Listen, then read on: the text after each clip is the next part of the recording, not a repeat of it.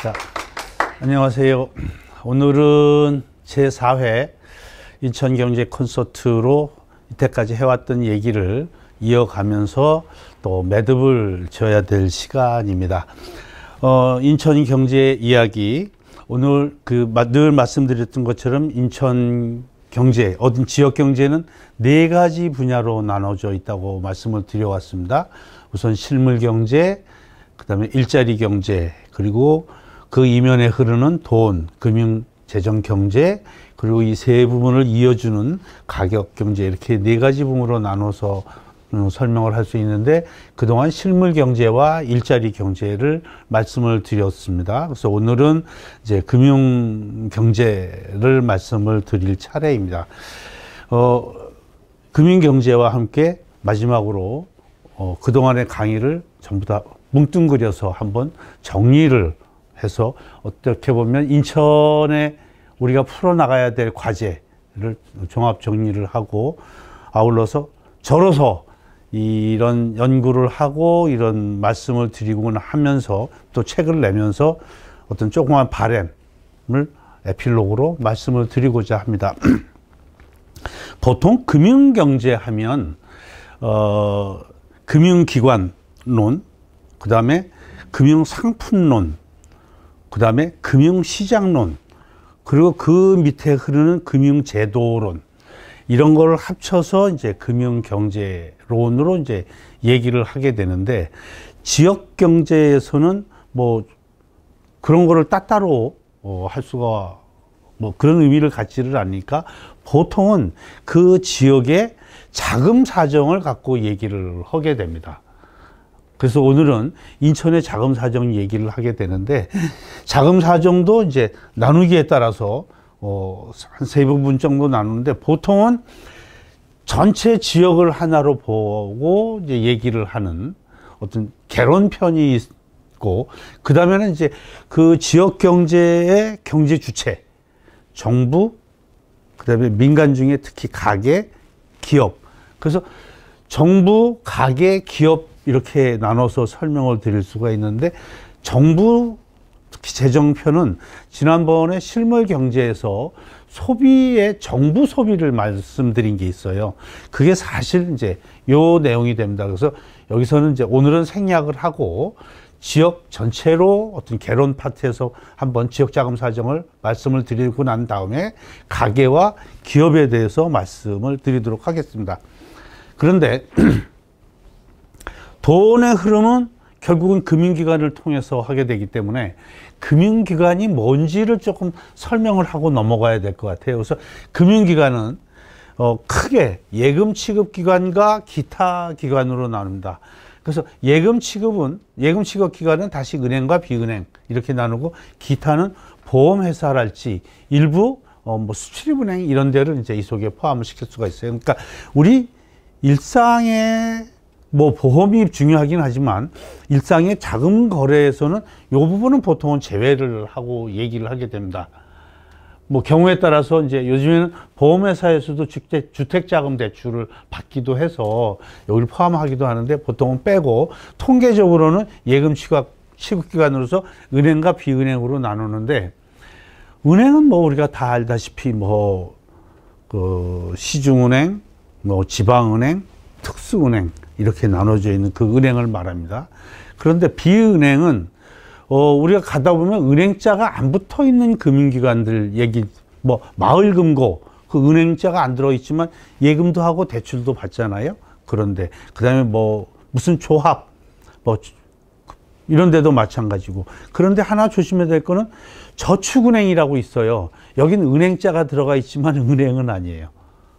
그러니까 비은행인데 옛날 이름이 뭐 많이 망하고 뭐 사건도 많이 생기고 해서 그 이름이 싫다고 그래서 조금 신뢰성이 있는 저축은행으로 이름을 한꺼번에 바꿨어요. 그래서 이제 그게 저축은행이 되었는데, 은행자가 들어가 있지만 그거는 비은행에 포함이 된다는 말씀을 드려서 금융기관에 대해서 말씀을 드리고요. 지역자금 사정과 이제 크게 지역자금 사정, 가계자금 사정, 기업자금 사정으로 나눠서 말씀을 드리겠는데, 지역자금 사정은 크게는 이제 보통 자금 사정 지표 하면 그전 같으면 네 가지를 얘기를 했습니다. 예대율, 여수신, 금액, 그다음에 부도율, 요금을 예금 회전율 이렇게 해서 이제 얘기를 쭉 해오됐는데 과거에는 통화량을 중심으로 해서 통화 정책을 피던 것이 어느 때부터는 통화량보다는 금리를 기준으로 해서 통화 정책을 피고 있습니다. 지금도 우리나라를 보면 한국은행이 뭐 통화를 몇 퍼센트 늘립니다. 이런 얘기는 잘 안 나와요. 대신에 기준금리를 올린다, 낮춘다 이런 얘기가 많이 나와요. 그러니까 미국 중앙은행인 FRB가 기준금리를 변경한다 그러면 세계적인 뉴스가 되지만 뭐 대출을 좀 늘렸습니다. 그러면 그랬나? 뭐 이렇게 별 관심이 없는. 근데 왜 그렇게 되냐면 이런 금리나 뭐 이런 걸 중심으로 했을 때 그게 경제에 영향을 훨씬 많이 미치는데 옛날처럼 양적으로 할 때는 예대율, 여수신율 이런 게 많이 영향을 줬는데 그 금리를 기준으로 하면서부터는 부도율이나 예고월 예금 회전율 이런 게 실물 경기하고 이렇게 큰 상관성이 없어지는 걸로 자꾸 나와요. 그러니까 부도율도 보면 자금 사정이 전반적으로 나쁘면 부도율이 올라가됐는데 요즘에는 그런 거보다도 뭐 지정학적 사건 뭐 이런 거에 의해서 부도율이 크게 좌우되는 경우도 많고요.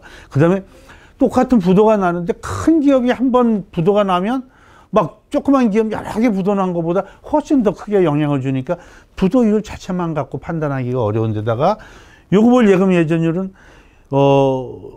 경기가 나쁘면 요금을 예금을 넣었다 뺐다 이걸 자주 하게 돼요. 그런데 요즘에는 뭐 예금 넣었다 뺐다 하는 게 그렇게 큰 의미가 없고 디지털로 그냥 움직이게 되고 자금 사정이라는 게 미리 예측을 상당히 할 수 있고 하니까 그런 게 영향을 많이 안 주게 돼서 그냥 대표적인 지표 예대율과 여수신 이런 것만 갖고 지역자금 사정을 판단을 하게 되는데 주로 한국은행 통계 시스템 BOK Statistics Information System이라는 요 자료를 갖고 주로 말씀을 드리게 되고요. 그 다음에 이어서 이제 가계자금 사정 지표를 말씀을 드리는데 가계는 한국은행 통계청 감독원이 한꺼번에 작성을 하는 그 가계금융복지조사라는 게 있습니다.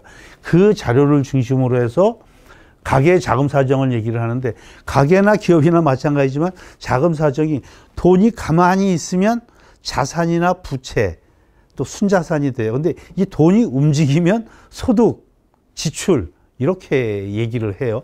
그러니까 매달 며칠 현재의 돈 그렇게 하면 매달 며칠 현재의 자산, 부채 또는 순자산 얘기를 하게 되고 1년 동안의 수입, 지출, 소득 이런 식으로 순이익 하는 이 기간으로 얘기를 하는 경우는 이제 똑같은 돈인데 그 돈의 양면성이 있어서 이렇게 두 가지를 표시를 하게 되는데 가계금융복지조사 결과에 요 두 가지 지표가 다 나와서 이걸 중심으로 해서 말씀을 드리게 되고 그 후에는 은행하고 거래가 은행이 가계에 얼마나 대출을 해주면서 무슨 대출을 해주는지 그게 가계의 금융사정을 나타내기 때문에 그런 식으로 설명을 드리게 됩니다. 그 다음에 마지막으로 기업자금 사정에 있어서는 기업은 뭐 돈을 주고받고 자산 부채 이런 것도 중요하지만 얼마나 벌고 얼마나 커가면서 또 얼마나 안정되느냐 하는 것도 기업에서 굉장히 중요해요. 그래서 그런 지표는 한국은행이 발표하고 있는 기업 경영 분석 지표라는 게 있어요. 그래서 그걸 중심으로 해서 말씀을 드리고 가계부문과 똑같이 금융사정은 금융기관이 기업에 얼마나 대출을 해주고 무슨 종류로 대출을 해주는지 특히 인천은 이제 설명을 드리겠지만 부채가 좀 많은데 이게 조금 우리가 생각하는 바람직한 거하고는 조금 차이가 있을 수 있어요. 그래서 그런 부분을 추가적으로 해서 말씀을 드리겠습니다. 그래서 전체적으로 이렇게 말씀을 드리는데 들어가기 전에 우선 크게 뭉뚱그려서 얘기하면 인천에 있는 돈 다 합치면 116조 정도 됩니다. 은행이 인천에 은행 비은행 합쳐서 다 대출해 준 거 그거 합치면 작년 말 현재 이 정도가 된다는 말씀을 드리고요. 자 이제 지역금융에 대해서 말씀을 드릴 차례입니다. 그러니까 인천 지역 전체에 자금 사정이 어떤지를 말씀을 드리는 거죠. 우선 말씀드린 대로 지역 자금 사정을 제일 빨리 판단할 수 있는 게 예대율입니다. 예대율은 인천 사람들이 인천에서 하는 예금을 다 합친 거가 얼마고, 그거를 대출이 그거보다 얼마나 많으냐를 표시하는 거예요. 그러니까 인천에 있는 은행들의 대출, 은행, 비은행, 뭐 나눌 거 없이 자고 은행이나 이런 금융기관에서 나오는 대출을 다 합친 걸 나누기 예금. 그러니까 예금이 100이면 대출이 얼마나 되느냐 얘기죠. 그러니까 만약에 자금 사정이 나쁘면 예금에 비해서 대출이 훨씬 많겠죠. 근데 꼭 이걸 나쁘다고만 얘기를 할 게 아닌 게, 어떤 정책적인 목적이나 이유에 의해서 인천의 자금 지원을 굉장히 강화한다. 그러면 예금보다 대출을 더 많이 해줄 수도 있죠.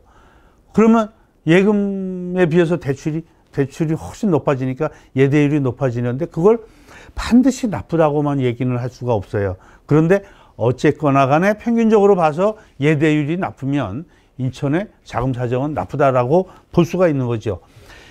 지금 여기 보시는 파란 점선은 전국의 대출금입니다.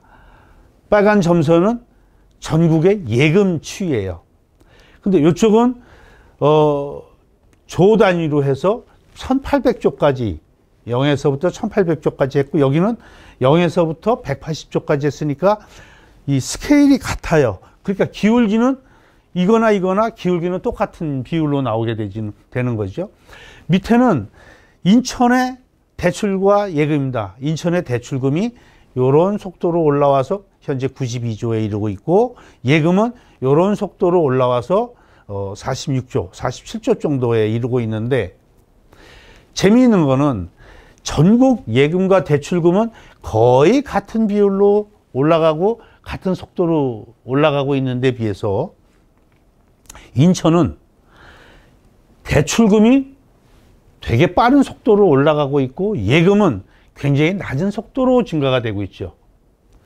대출에 비해서 인천의 예금이 낮은 속도로 증가하고 있을 뿐만 아니라 예금 대출의 증가율 자체가 전국보다 작아요. 그러니까 인천의 금융이 전국에 비해서 덜 증가하고 있다는 얘기죠.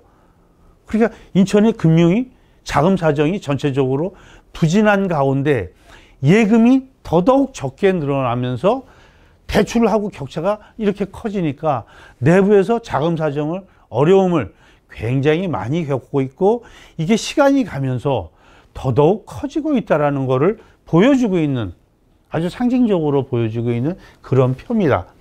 그래서 인천의 예대율이 어느 정도나 차이가 나느냐, 예금은행 기준으로 보면, 그러니까 은행 기준으로 보면 예금에 대해서 대출이 인천은 197%.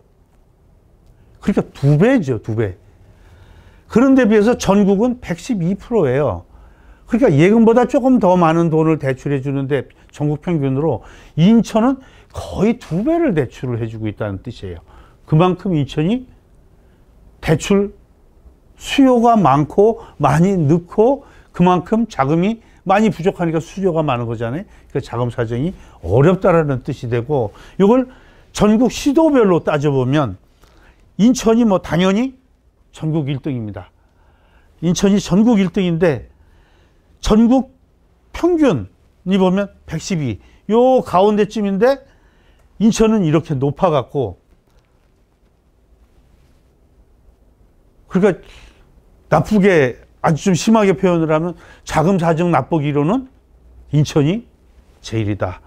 돈이 제일 모자란다.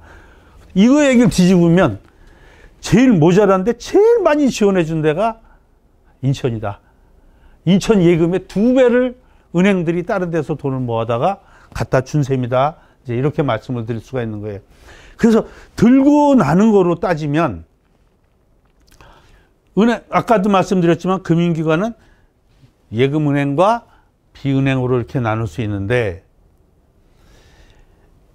은행을 통해서 인천에서 46조 예금을 받았는데 대출은 92조를 해줘요. 그러니까 은행은, 인천에 있는 은행들은 돈을 어디서 가져오느냐? 여기 있는 은행은 본점이 있는 게 아니라 전국은행에 대체로 지점들이 와 있잖아요. 지방은행의 지점이나 전국은행의 지점들이 와 있는데 그 지점들이 본점을 통해서 자금을 들여옵니다. 그래서 다른 지역에 있는 자금을 들여오는 거죠. 그러니까 은행은 46조의 예금을 받아서 본점을 통해서 45조를 빌어다가 인천에다가 대출을 해주는 거죠. 은행들이 다 인천을 좋아하나요? 왜 이렇게 여기다가 다른 데서 돈을 얻어다 주죠? 인천이 그만큼 수익률이 높다는 얘기예요. 그러니까 기회가 있는, 기회의 땅이 또 인천이란 뜻이죠. 은행 사람들이 어떤 사람들인데, 위험한 데다가 돈을 넣겠어요. 그러니까 가능성이 있으니까 여기에 많이 넣는 거죠. 그러니까 좋은 면으로 보면, 인천은 기회의 땅이다라고 생각할 수 있고, 좀 부정적으로 보면 자금 부족이 심한 곳이다. 이렇게 생각을 할 수 있는 거죠. 이게 보면, 이금융권에서는 44조의 예금을 받아요. 그러니까 비은행 말씀이에요.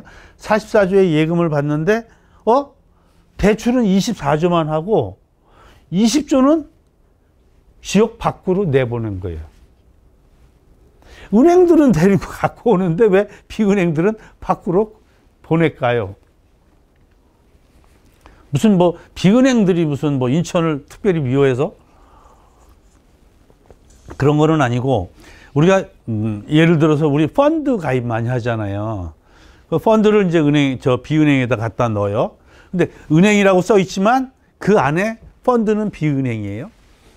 펀드를 가입하면 이걸 받은 데는 펀드는 주식에도 투자하고 채권에도 투자하고 그러는데 주식이나 채권에 투자하려면 인천에서 못하죠. 서울로 가야 되잖아요. 그러니까 그게 나가는 거예요. 그러니까 비은행들은 대부분 그런 외부의 자금 운용을 위한 것들이 많아요. 그래서 이쪽으로 나가는 게 많고, 그나마 여신이 있는 거는 우리 농협에 보면 조합으로 되어 있는 데가 있어요. 농협은행이 있고 무슨 남동조합이 이런 식으로 되어 있는데 그거는 비은행이에요. 여기에 들어가요. 그래서 거기는 대출도 하고 다 해요. 그러니까 가계대출도 하고. 그래서 일부 대출을 하고 나머지 이렇게 나가요. 그러니까 전체적으로 보면 91조라는 예금을 받아서 여신이 116조의 대출을 해주는데, 그래서 24조가 인천 전체 예금보다 많이 들어온 건데, 많이 들어오는데 비은행은 내보내는 역할을 한다. 그거 좀 섭섭하지. 같이 들여오면 좋을 텐데 이렇게 내보내니까 좀 그런 면이 있다는 얘기예요. 그래서 인천은 자금을 밖에서 들여와야 된다라는 면에서 보면 인천이 자금 부족한 데예요. 그러니까 인천 크기로 보면 자금 부족을 느끼는 데가 지금 빨간 글씨로 이렇게 써놨어요. 인천, 대구, 그 다음에 경기, 또 경남, 제주. 그런데 여기는 작은 금액인데 경기가 크기는 하지만 우리 여수신 규모 자체로 보면 총 수신이라 해서 보면 인천하고 경기가 크기가 5배씩 이렇게 차이가 나요.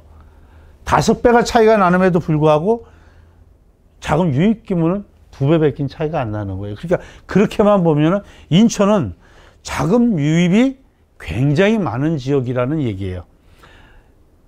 그래서 일부에서는 자금이 모자라니까 자금이 나가서 그렇다라고 생각을 하시는데 그게 아니고 자금 수요가 워낙 많다. 그래서 자금 부족을 느끼고 그 부족분을 외부에서 굉장히 많이 들여오고 있다. 그러니까 그래서 지원을 해줬다. 좋게 보면 지원해줬다. 이걸 부정적으로 보면 인천은 차입이 다른 지역에 비해서 엄청나게 많다. 그러니까 부채가 굉장히 많은 지역이 된다라는 뜻이 되는 거죠. 왜 그러냐? 우선 금융이라는 거는 생산활동, 소비활동 이런 걸 지원하기 위한 거예요. 그래서 인천에 어떤 지역에 돈이 들고 나고, 그러니까 수신, 여신을 다 합치고 그 다음에 GRDP, 이거를 합쳐서 나눠보자.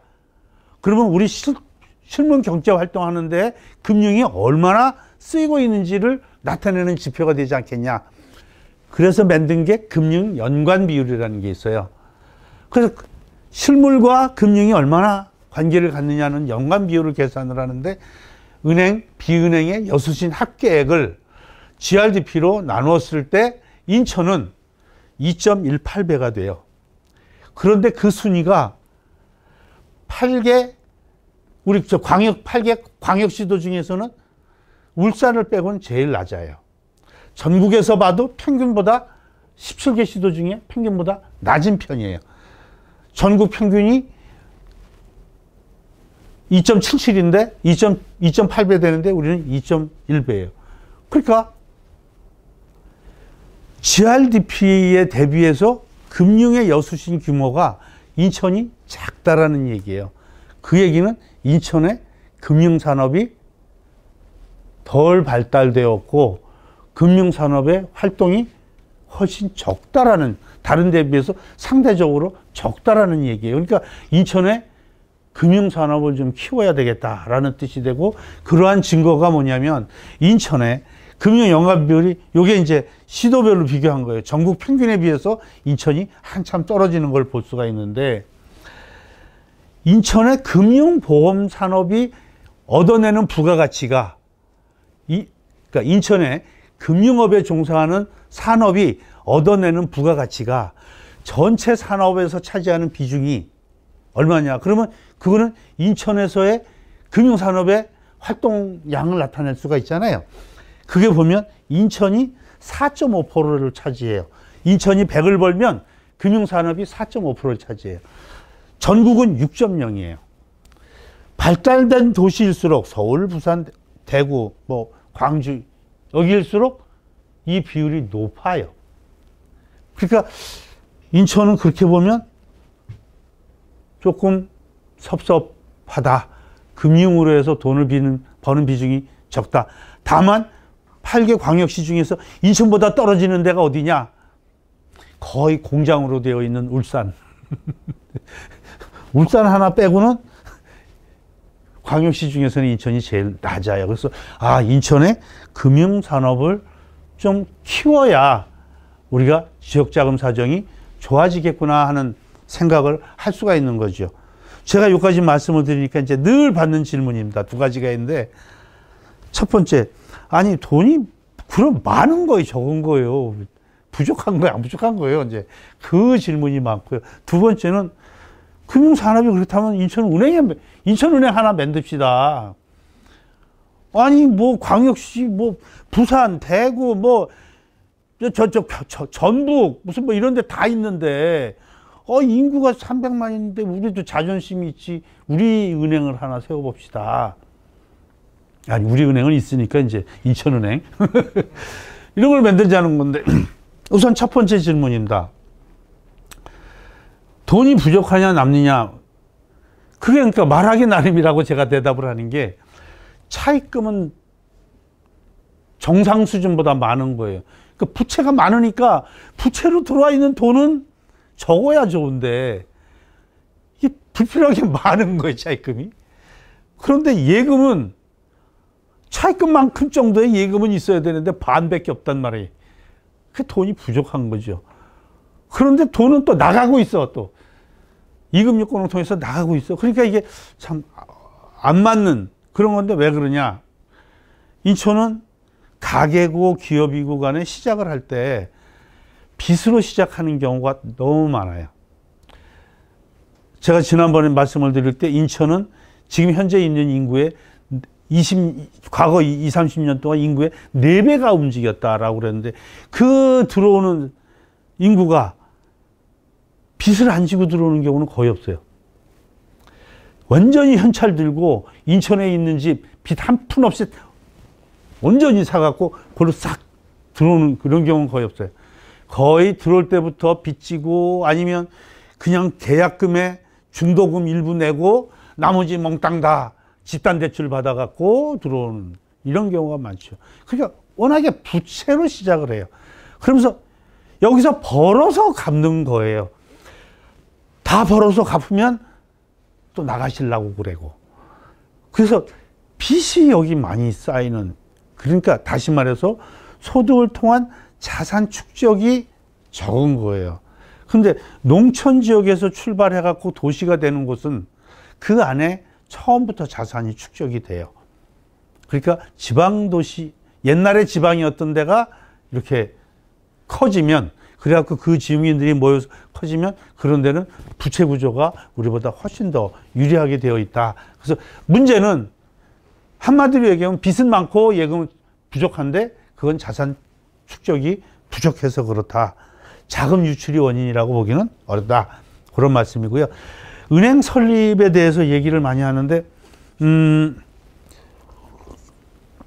결론으로 말씀을 드리면 어렵다라는 얘기를 제가 드리려고 그래요. 그러니까 그러면 세상에 뭐 경제 특보라는 사람이 뭐 발벗고 나설 생각은 안 하고 어렵다고 얘기를 하냐. 물론 하자 그러면 제가 발벗고 나서야 돼요. 금융기관 출신이고 뭐 한국은행에 있었고 감독원에 뭐 후배들도 많고 하니까 누구보다도 이렇게 해서 이제 나서기는 해야 되겠는데 우리가 좀 생각해 봐야 될 게 좀 있다는 거예요. 우선 은행을, 그러니까 인천은행이라는 걸 설립을 하려고 하면 우리한테는 아픈 추억이 있어요. 경기은행이라는 데를 옛날에 또 인천은행을 한번 이렇게 뭐 시쳇말로 말아먹은 경험이 있어서 제 조심스러운데, 은행, 지방은행이라는 거는 왜 세우는 거냐? 우선 첫 번째로 보면 그 지역에 자금 조성이 잘 안 되기 때문에 지방은행을 세우는 거예요. 그래서 자금 조성을 해갖고 뭘 하려고 하냐? 그 지방을 성장시키기 위해서, 소위 성장 지원을 하기 위해서 지방은행을 세우게 돼요. 그 다음에 또 하나 이유는 뭐 전국은행이랑 하면 될 텐데 왜 그러냐 하니까 전국은행은 우리를 잘 모른다. 우리를 모르기 때문에 이 사람들은 그냥 대차대조표만 갖고 얘기를 한다. 우리 인천의 향토기업, 여기 사람이 어떻게 자라고 어떻게 여기까지 커왔는지를 잘 알면 일시적으로 뭐 자금이 나빠서 대차대조표에 보기가 안 좋다고 할지라도 믿고 지원을 할 수 있다. 이런 거를 관계금융이라고 그래요. 이 관계금융이 안 된다. 그러니까 우리 지방은행이 있으면 우리를 잘 아는, 우리 식구들끼리 우리가 하면 우리를 서로 잘 아니까 그런 문제가 없어지지 않겠냐. 또 하나는 이런 금융에 우리 사람을 키워서 우리를 쓰면 우리 금융산업이 더 발전할 수 있지 않겠느냐. 인재 양성의 필요성이 있지 않느냐. 이런 이유예요. 그런데 따져보면 자금 조성, 외부에서 들어오는 자금이 없냐? 조금 전에도 말씀드렸지만 여기 기회만 있으면 돈은 얼마든지 들어와요. 그리고 벽을 쌓는 게 썩 좋은 방법은 아니에요. 돈이 들어올 수 있을 때 이렇게 들어오는 거. 그런 거는, 그 다음에 안에서 자금 조성이 안 되느냐? 자금 조성이 우리 은행이 없어서 나가냐? 뭐, 제목이 어떻게 붙었느냐의 문제지, 여기서 저축을 해요. 거의 대부분 여기서 대출이 되잖아요. 모자라는 걸 가지고 오는 거니까 자금 조성이 문제가 있다고 하기는 좀 어려워요. 그 다음에 관계금융 얘기를 하는데, 은행은 은행법에 의해서 영업을 해요. 지방은행이 됐든, 전국은행이 됐든, 은행법에 의해서 똑같은 대출 심사 기준을 갖고 얘기를 하고, 똑같은 대출을 갖고 해요. 사람이, 인천 사람이 아니냐? 요새는 영업본부 전략에 따라서 가급적이면 인천 사람이 인천에다가 발령을 내요. 그러니까 만약에 인천은행이 생기면 어디 새로 키워서 뽑는 게 아니고 지금 있는 영업본부에서 사람들을 빼와야 돼요. 그 사람이 다 인천 사람들이에요, 대부분. 그러니까 이 사람을 뺏겼다든지 사람을 못 키웠다라고 얘기하기가 좀 어려운 면이 있는 거예요. 또 성장 지원에서 요즘 같은 경우에 성장 가능성이 있는데 자금 지원을 못 받느냐? 그건 아니에요. 성장 가능성이 없기 때문에 자금 지원을 못 받는 거지. 그래서 여기에 필요 조건이 박박 우길 정도로 강하지는 않다는 얘기예요. 그 다음에 그 다음에 중요한 거는 필요 조건을 설사 충족했다고 하더라도 은행을 만들었을 때 그 은행을 우리가 계속 유지하고 발전시킬 수 있어야 되는데, 은행이 유지 발전이 되려면 우선 설립할 때 정부 정책하고 맞아야 되는데, 지금 현재 정부 정책이 지방은행 설립에 호의적이냐? 그러지는 않아요. 가급적이면 지방은행을 대형화 시켜서 이렇게 안정적으로 하길 바라지, 새로 해갖고 이렇게 뭐 그 지역에 특이한 사정이 없는 한 그런 거를 잘 안 하려고 해요. 그래서 지금 금융위원회나 감독원이 지방은행을 새로 생긴다 그러면 제가 그냥 슬그머니 떠보니라고 가끔씩 전화를 해요. 후배들한테. 우리 인천에 재산소득이 다른 데보다 작아. 이자를 지출하는 게 많아갖고 우리 돈이 뺏기고 있는 거야. 이 인구가 300만인데 우리 지방은행 하나 없다는 게 말이 돼? 인천 지방은행 생겼으면 좋겠는데 당신 생각이 어때? 그러면 아이 선배님 잘하시면서 왜 그러세요? 지금 지방은행 또 조그만 거 그런 식으로 소규모 은행으로 가는 게 맞겠습니까? 그래서 지방은행 설립에 대해서 부정적인 의견을 표시하는 게 일반적이에요. 그 다음에 지방은행이 생기면 얘가 계속 자라야 돼요. 그럼 이제 만약에 인천은행이 생기면 인천은행이 계속 커가려면 제일 쉽게 얘기하면 그거예요. 은행이 예금 이자는 적게 주고 대출 이자 많이 받으면 은행은 수지가 맞잖아요. 잘 크는 거 아니에요. 아니 인천에다가 인천은행을 세워놓고 예금 이자는 적게 받고 대출 이자는 많이 줘? 인천 사람이 그럴 사람이 어디 있어요? 싫잖아요. 만약에 그게 싫다 그러면, 그래서 정말로 심하게는 예금 이자는 좀 많이 주고 대출 이자는 좀 적게 받으십시오 그러면 은행에 이게 어떻게 커나가냐고요. 그러니까 우리가 바라는 거는 은행을 설립하기를 바랬는데 속마음은 그거랑 정반대예요. 이런 거. 그 다음에 둘째는, 또 세 번째는 제가 이 부분 좀 어렵게 생각을 하는 건데, 정말로 지역 사람들하고 친화적이냐 하는 거예요. 지금 이제 지방은행이 있는 데가 어디냐면 6개가 있는데, 부산, 대구, 광주, 전북, 경남, 제주. 요 사람들의 특징을 한번 보세요. 여기 지금 부산은행 와 있잖아요. 그 사람들이 겁없이 인천에 왜 들어왔을까요? 믿는 구석이 뭘까요? 부산 사람들. 부산 출신 기업인들 믿는 거예요. 인천이 여기다 세우는데 지점을 어디다가 세울까요? 각 지방은행이 다 서울에다가 지점을 두고 있어요. 수신에 굉장히 많은 금액을 서울서 돈을 조달을 해요. 싼 금액으로, 싼 이자로. 인천 사람들이 서울에 이제 인천에서 출세해갖고 서울로 많이 가잖아요. 갔는데 인천은행이 생겼다. 아, 내가 나를 묻을 곳이 생겼구나. 인천은행에다 예금하자. 예금이자 내가 별 문제 아니다. 이렇게 하고 여기를 들어갈 거냐? 그거는 아닌데. 왜? 뭐가 문제 있어요? 그렇게 보면 지역 기반이 조금 작다. 근데 옛날에 10개 지방은행이 있었어요. 뭐 부대, 충강제, 뭐 경정, 강경충 해갖고 여러 은행들이 있었는데, 망한 은행들이 어떤 은행들이었냐? 위기 때 예금을 먼저 뺀 거예요. 그러니까 폭망했어요. 경기은행이 그랬어요. 막 위기의 순간에 여기서 막 모여서 그 돈 많은 분들이, 우리 상공회사에 관련된 분들 지금도 계세요. 막 모여갖고 회의를 했는데 회의하고 나가면서 빼갖고 나가셨어요. 기업하시는 분은 그럴 수밖에 없잖아요. 그죠? 이게 무엇을 의미하느냐. 그래서 그게 참 어렵다라는 생각이고요. 그 인재 확보는 아까도 말씀드렸지만 이미 인천에서 금융 쪽에 관심 있고 한 사람들 은행에 들어가고 다시 인천에 와서 근무 잘 하고 있어요. 그리고 그 사람들 인천에 대해서 관심이 하나도 없어요. 인천은행 오자 그러면 다 올 수 있어요. 그러니까 인재 확보 사실은 별 문제가 없어서, 그 결론적으로 말씀드리면 우리 인천의 은행 설립 논의가 뭐 특히 이 선거 전후에서 많이 생겨요. 이걸 이렇게 주제로 삼아서 나는 인천은행을 설립하겠노라 이런 얘기를 많이 하는데, 뭐 우리 정서상으로나 뭐 대외적으로 이렇게 우리 소득 구조 이런 거 생각하면 필요한 건 분명히 맞습니다만은 현실적으로 그렇게 쉽지 않다는 말씀을 드립니다. 자, 이제부터는 가계 자금 사정에 대해서 말씀드리겠습니다. 여기서 말씀드리는 가계는 그 가계금융복지조사 결과에 나오는 그 가계예요. 그래서 가계금융복지조사 결과는 대체로 2만 가구 정도를 우리나라의 표본을 뽑아요.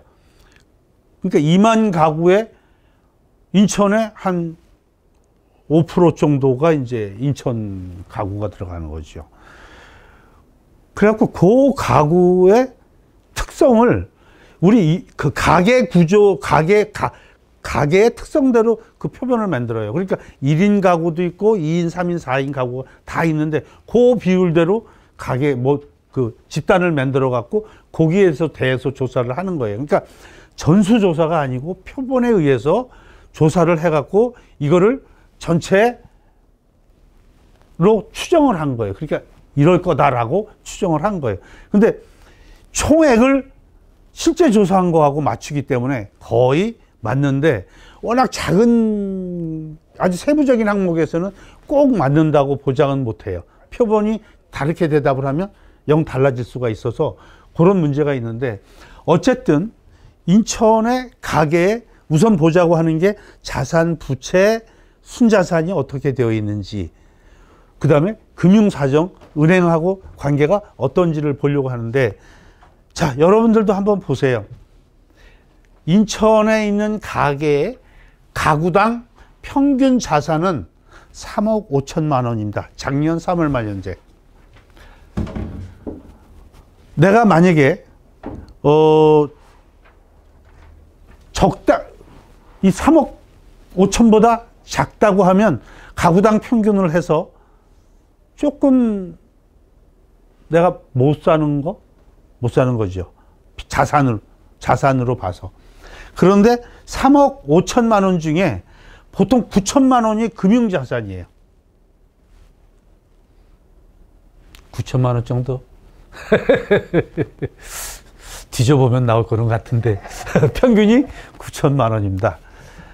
그런데 실물 자산이 그러니까 나머지 한 2억 6천 정도 되는 거예요. 이게 작년 3월 말이니까 이후에 집값이 좀 올랐으면 이거보다 좀 올라갔겠죠.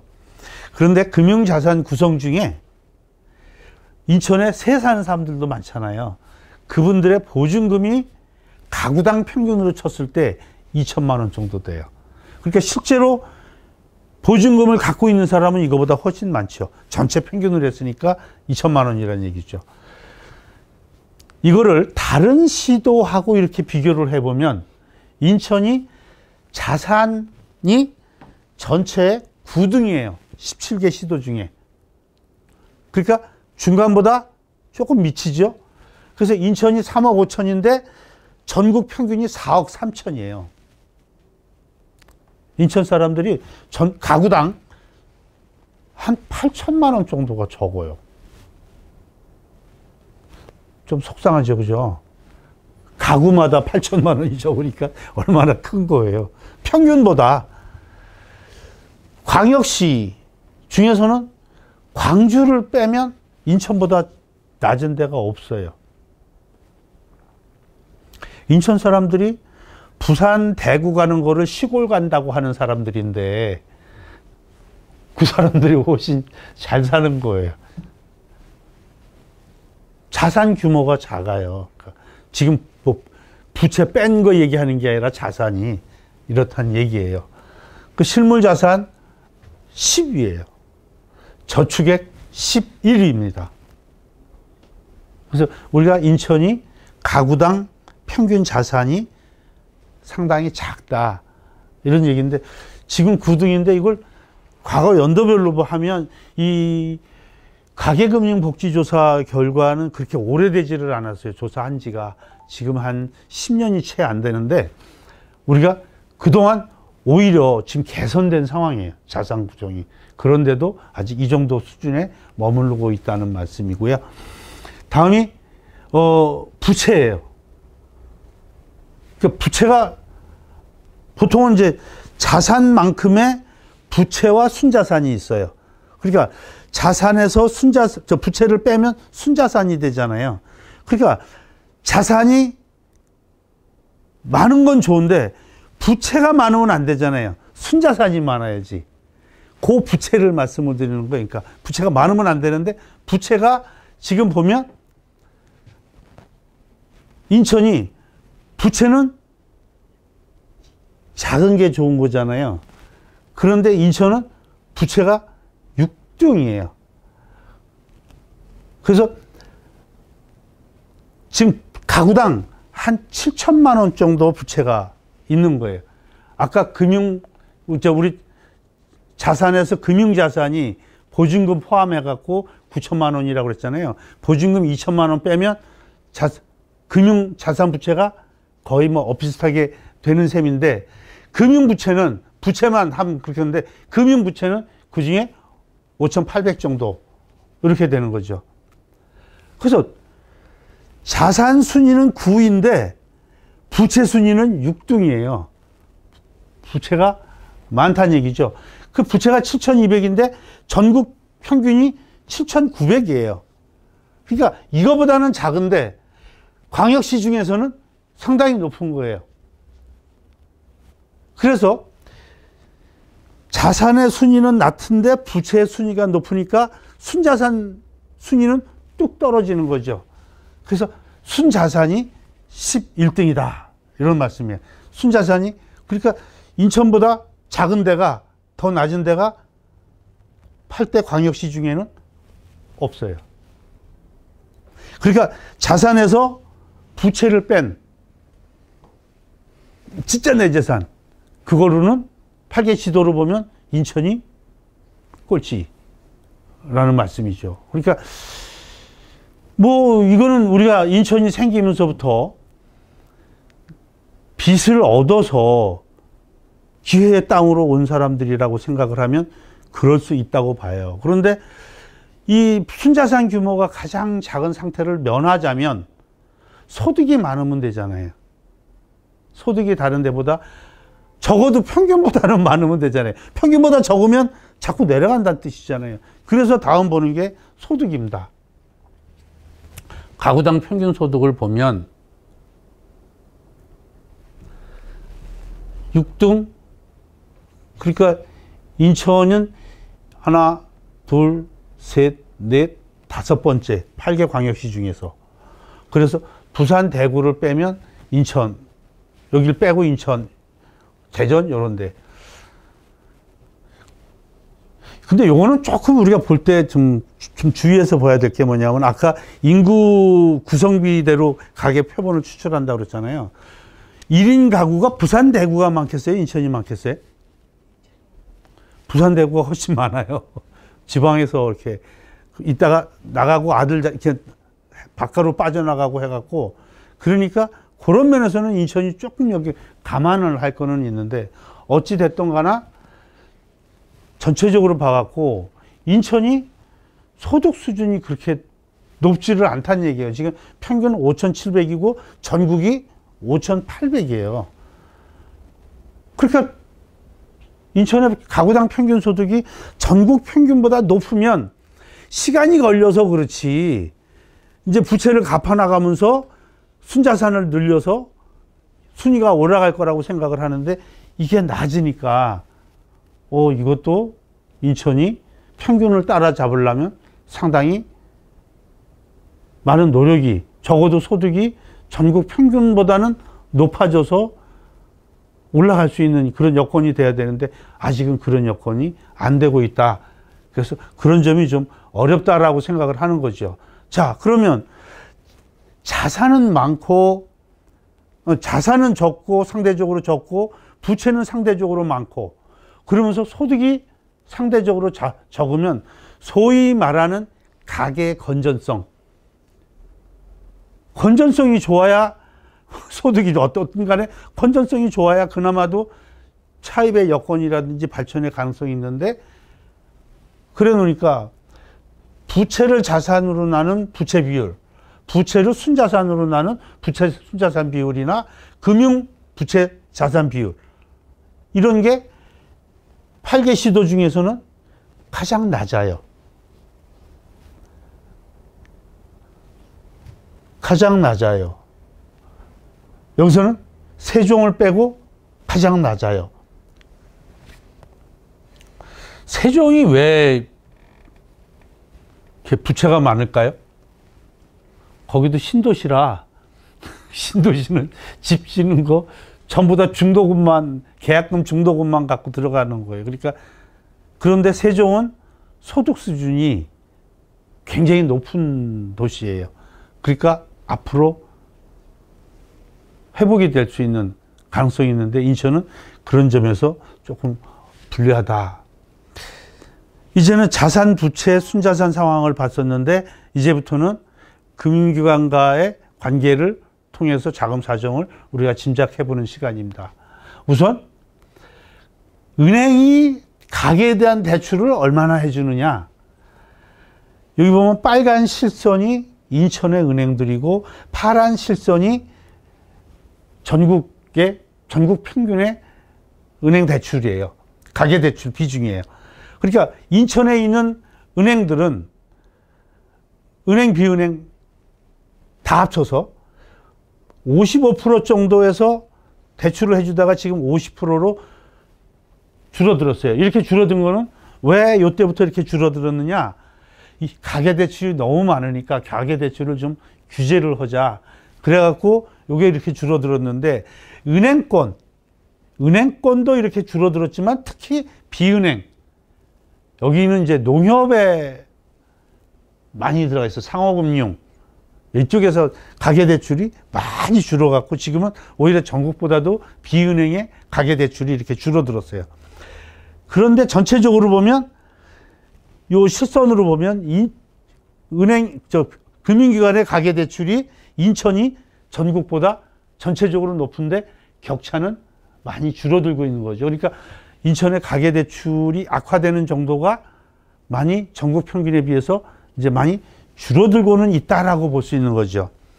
이렇게 되는 가계대출이 많은 이유 중에 하나가 뭐냐면, 우리가 늘 알다시피 주택담보대출인데, 주택담보대출을 어느 정도는 해주나, 은행이 가계대출 100을 하면 얼마만큼 주택담보대출을 해주느냐. 이게 인천이에요. 빨간 선이 70%를 대출을 해주는데 전국 평균은 58%예요. 그러니까 10% 이상. 은행은 80%를 주택담보대출을 해줘요. 가계대출에. 전국은 69%. 그러니까 10% 이상 이렇게 80% 대 70%로 해서 이렇게 10% 이상 차이 나는 거죠. 비은행도 지금 이런 식으로 떨어지기는 하는데, 그러니까 인천에 가계부채가 많은 이유를 요약을 하면, 은행의 주택담보대출이 가계에 집중된 결과라고 요약을 할 수가 있습니다. 이래서 가계 금융을 마저 끝내겠습니다. 제가 말씀을 드리기가 좀 어려운 분야인데, 주택담보대출 얘기가 자꾸 나오고 그러니까, 인천의 부동산 시장 상황은 어떠냐, 지금 부동산 가격 어떠냐, 더 심한 분은 지금 사요 팔아요, 이제 이런 질문이 많아요. 미리 말씀을 드리지만 저는 거시적으로 보고 지표에 의해서 판단을 하기 때문에, 개별적인 호재 여부에 대해서 판단은 여러분들 판단에 맡겨야 되고, 제 판단은 일종의 참고만 하라는 뜻에서 말씀을 드립니다.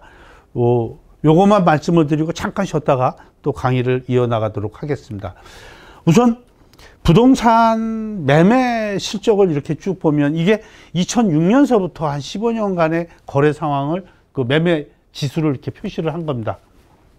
빨간 게 인천이고, 파란 게 인천 가격을 굉장히 영향을 많이 주는 서울의 주택 가격 지수입니다. 실거래 가격 지수고, 요 겹선으로 되어 있는 게 전국입니다. 그런데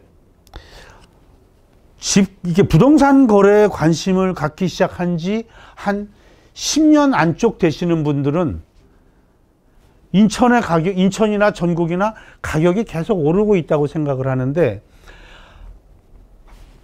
말씀드린 대로 한 15년 정도 이렇게 기억을 갖고 계신 분들은, 그런 인천 분들은 가격이 안 오른다고 얘기를 하는 거예요.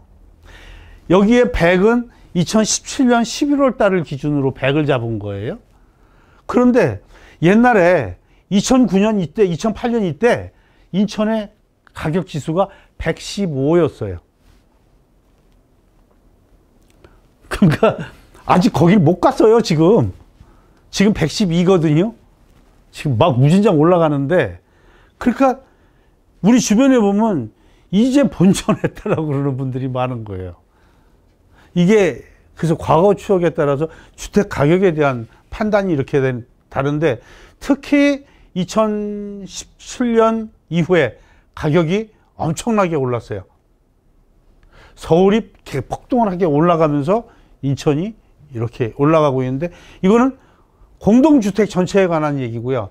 전세 가격으로 보면 비교적 안정이 되어 있는데, 뭐 올라가 있죠. 이게 이후에 떨어졌다가 2019년 이후에 이렇게 급격하게 올라간 거예요.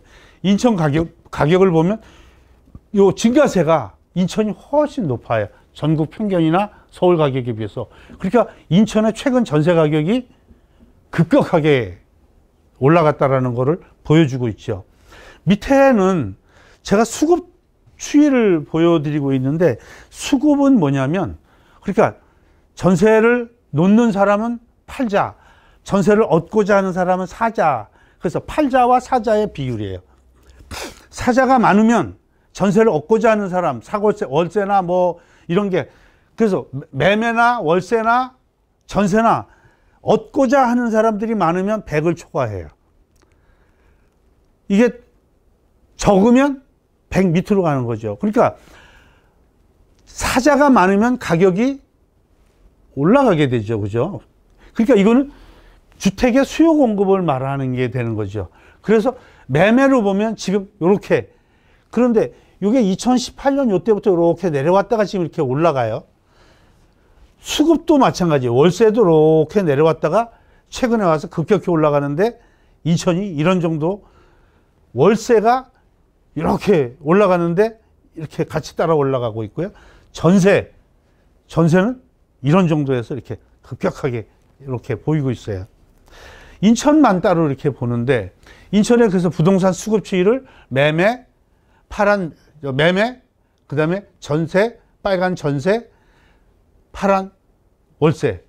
제일 급격하게 올라간 게, 바닥서부터 올라간 게 여기까지 다 같이 올라와 있으니까 월세가 엄청나게 올라간 거예요, 인천에. 그러니까 월세를 얻는 분들하고 전세를 얻는 분들하고 목소리 크기가 요즘에는 누가 커요? 전세 얻는 분들이 목소리가 훨씬 큰데, 사실은 목소리도 못 내고 월세 올라가는 걸 부담하는 분들이 이렇게 많이 있다라는 얘기예요. 근데 다시 한번 말씀드리지만 이게 이렇게 내려갔다 올라갑니다. 그런데 이 월세, 전월세, 이게 여기에서 보면 괜찮아요? 여기서 보면 요 빨간 선이 인천의 월세 전환율이에요. 월세 전환율은 가령 보증금이 1억인데 대신에 월세를 내면 얼마를 내면 됩니까? 그러면 1억에다가 곱하기 월세 전환율을 곱해서 나누기 12를 하면 그게 이제 사골세가 되잖아요. 그러니까 일종의 이자율처럼 작용을 하는 게 전환율인데, 요 빨간 게 인천의 월세 전환율인데 2011년에, 그러니까 10년 전에 8.8%, 보통 9% 정도였던 게 지금 4.7%로 내려왔는데, 이게 평균이에요. 그러니까 이거는 만약에 건물이 좀 크다 그러면 월세 전환율이 낮아져요. 집이 조그맣다 그러면 월세 자체가 작으니까 전환율은 높아요. 그래서 아주 작은데 가령 뭐 10몇 평짜리 가면 요즘에도 월세 전환율 막 10% 가까이 이렇게 되고, 좀 큰 아파트 가면 뭐 심하면 3% 4% 이렇게 그렇게 돼요. 그런데 평균적으로 4%인데 여러분께 말씀드릴 수 있는 건 뭐냐. 전국, 서울, 인천 다 이렇게 내려가면서 이런 밴드대를 형성을 하고 있는데 주택담보대출금리, 금리가 같이 가요. 요때만 이렇게 올라갔다 내려갔어요. 이렇게 올라갔다 내려간 동안 2016 후반기서부터 요 동안 요때 이렇게 돼요. 그러니까 이 앞에 이렇게 오다가 이렇게 되는 게 요 금리하고 이게 밀접하게 관련을 간다는 거예요. 왜 그러냐? 요게 이제 우리가 주택 집값 전망할 때 신경을 써야 되는 부분인데, 예금 이자는 예금액에다가 이자율 곱한 거지요. 그죠? 그러니까 거꾸로 예금 금액은 이자 수익을 이자율로 나눈 거예요. 그런데 예금 이자가 많으면 누가 집을 줘서 놔요? 예금하면 간단할 일을. 그러니까 부동산 수익이 많으면 예금이 부동산으로 움직이는 거고, 이자 수익이 많으면 반대로 움직이는 거고. 그러니까 부동산과 예금은, 다시 말해서 주택 매매 가격과 예금은 트레이드업이 될 수가 있어요. 그래서 똑같은 거를 이렇게 계산을 한 거예요. 이자 수익 대신에 부동산 수익으로 보고, 주택 가격으로 예금 금액을 대체하고, 이자율 대신에 월세 전환율. 그렇게 놓으면 주택 가격은 부동산 수익을 월세 전환율로 나눈 거예요. 다시 말해서 이자율로 나눈 거예요.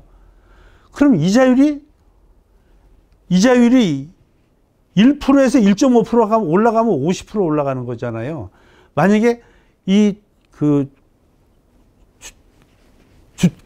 주택 전환율이, 월세 전환율이 50% 올라가면 집값이 뚝 떨어질 거 아니겠어요. 근데 요즘은 이게 내려가잖아요. 계속 내려갔으니까, 집값이 계속 올라갔던 거죠.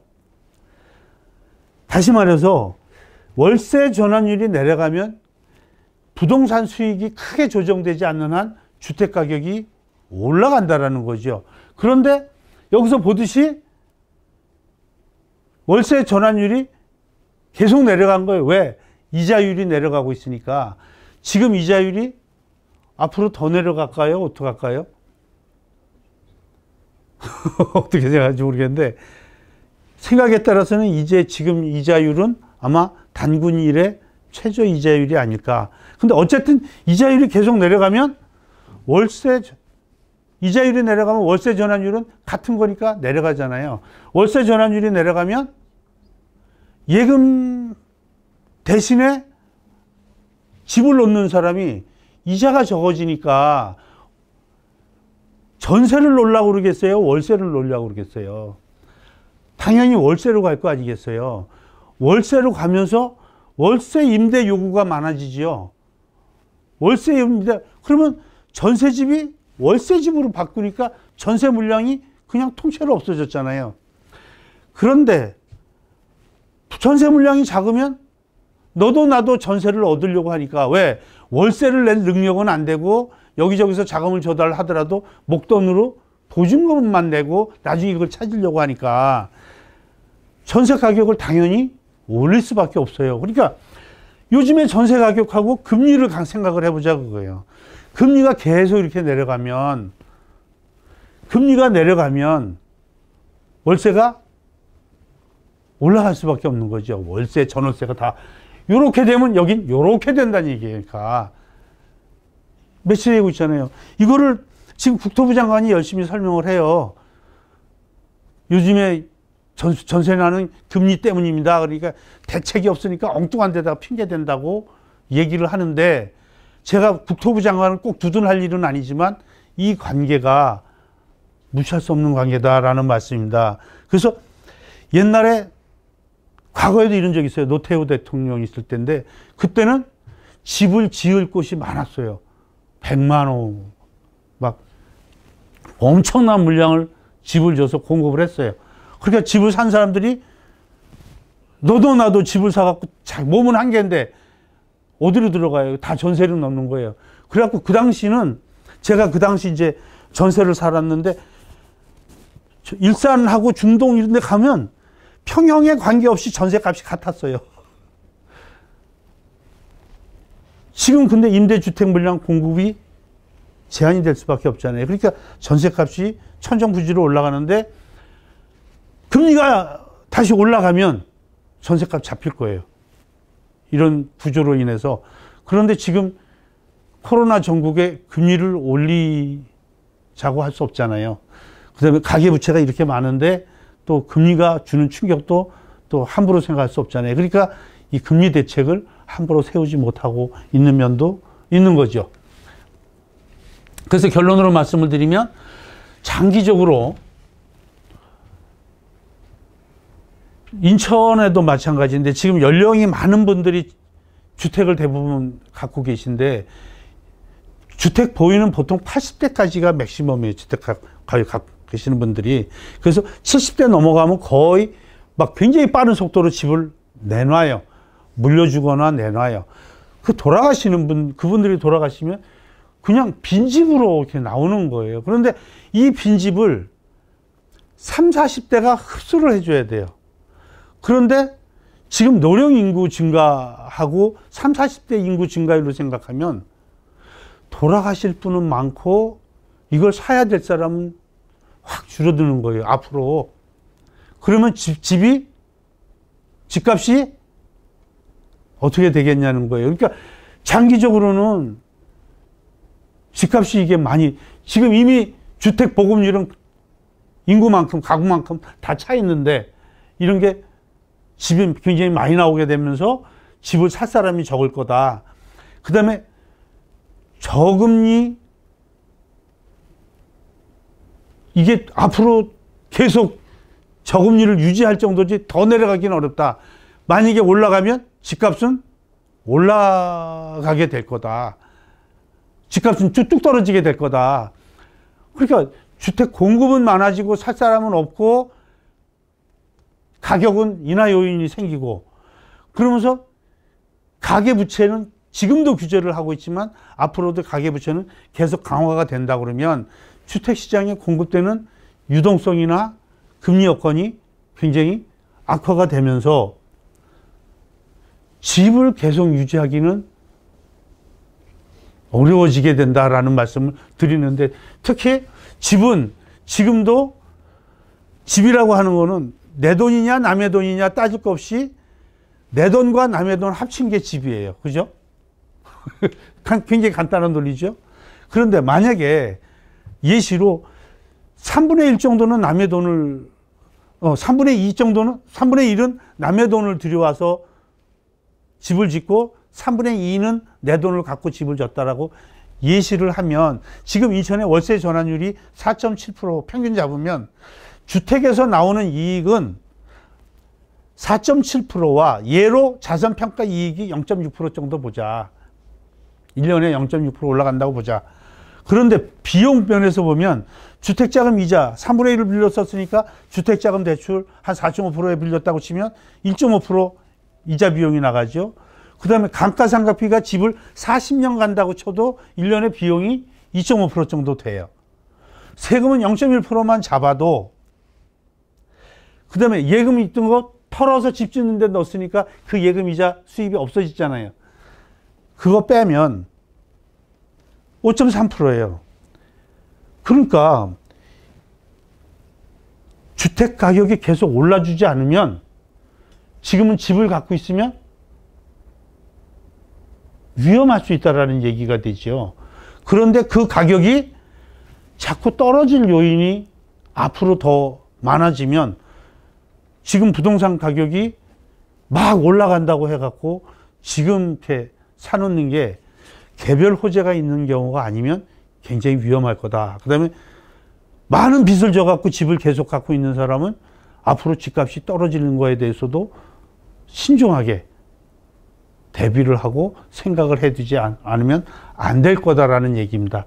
그래서 여기까지 말씀드리고 한 5분 정도 쉬었다가 나머지 이어가도록 하겠습니다.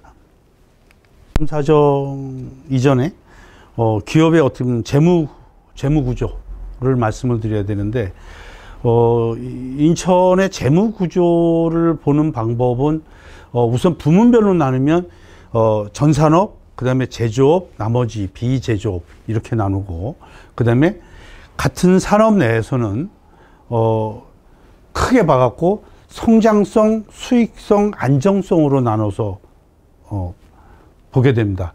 성장성은 얼마나 인천에 있는 그 기업들이 커가느냐 그 얘기인데, 뭘 기준으로 하냐면 자산이 커지는 걸 기준으로 할 수도 있고, 또 매출액이 커지는 기준으로 할 수도 있고, 자산 중에 유형 자산의 크기로 생각하는 방법이 있을 수도 있고요. 수익성은 매출액 영업이익률, 또 매출액 세전이익률, 그 다음에 또 하나는 이자, 그러니까 돈을 벌어서 차입금의 이자를 몇 번이나 갚을 수 있느냐, 그러니까 차입금 이자에 몇 배를 버느냐, 이거를 갖고 이제 수익성을 판단하는 방법도 있습니다. 그러니까 요거는 아마 그 은행 사람들이 주로 판단하는 그런 기준이 되겠죠. 그 다음에 안정성은 빚을 얼마나 갖고 있느냐입니다. 그러니까 빚이 적을수록 안정성이 높은 거죠. 그러니까 빚이 많으면 이제 안정성이 떨어진다고 해서 부채 비율, 또 차입금 의존도, 그 다음에 전체 부채 중에 자기 자본이 몇 %나 있느냐, 이제 요걸 갖고 안정성을 따지게 됩니다. 인천의 전 산업의 안정성을, 그러니까 이제 재무 비율을 전국과 비교를 한 겁니다. 그래서 최근에 2016, 17, 18년도에 인천과 전국의 이 재무 비율을 비교를 하면, 여기에 빨갛게 표시한 거는 인천이 전국보다 나쁜 상태입니다. 그런데 보면 전 산업의 성장성 지표는 뭐 이렇게 검은 글씨가 나올 때도 있고 빨간 글씨가 나올 때도 있는데, 빨간 글씨가 나오더라도 그렇게 큰 숫자는 아닌, 그래서 성장성은 전 산업 기준으로 하면 인천이 어느 정도는 전국 평균을 따라가고 있다라고 얘기를 할 수가 있어요. 그런 거에 비해서 기업이 커가면 수익성도 받침이 돼야 되는데, 수익성으로 보면 2016년의 매출액 영업이익률, 이걸 제외하고는 다 마이너스예요. 그렇다는 얘기는 성장성에 비해서 인천의 기업의 전산업의 수익성이 따라가지를 못하고 있다는 얘기죠. 전국 평균을 못 따라가고 있다는 얘기입니다. 그러니까 기업이 어느 지역을 정한다고 그러면 인천을 선택할 확률이 줄어들 수도 있는 거죠. 그러니까 인천이 기업에 주는 매력이 그만큼 떨어질 수 있는 겁니다. 역으로 얘기하면 수익력이 크지 않은 기업들이 인천에 모여 있다라는 뜻도 되는 거죠. 그 수익성이 떨어지고 성장성이 떨어지는데 안정성이 높으면 그나마 버텨나가겠는데, 안정성, 부채 비율이나 차입금 의존도, 자기 자본 비율을 기준으로 해서 보면 전국 평균에 비해서 상당히 나쁩니다. 그러니까 인천의 가게와 마찬가지로 인천 기업들의 부채가 굉장히 많은 데다가 차입금 의존도도 높고 자기 자본 비율도 낮기 때문에 인천의 전산업을 기준으로 하면 성장성은 그런대로 괜찮지만 수익성이나 안정성 면에서 전국의 평균에 비해서 굉장히 열위에 있다, 이런 얘기를 말씀을 드릴 수 있고요. 그 중에 뭐 인천의 제일 중심이 되는 업종이 제조업이니까 제조업체를 기준으로 해서 재무 상황을 본 겁니다. 여기를 기준으로 해서 보니까 똑같이 성장성은 2016년에 매출액 증가 면에서는 전국 평균보다 인천의 제조업이 좋았어요. 이걸 제외하고는 전부 마이너스입니다. 마이너스가 굉장히 커요. 그러니까 인천의 제조업은 지금 수익성이나 안정성을 기준으로 생각하면 전국 평균에 비해서 한참 떨어지고 있다라는 얘기가 되는 거죠. 비제조업의 경우는 제조업에 비해서 좀 낮습니다. 우선 빨간 숫자가 훨씬 적지요.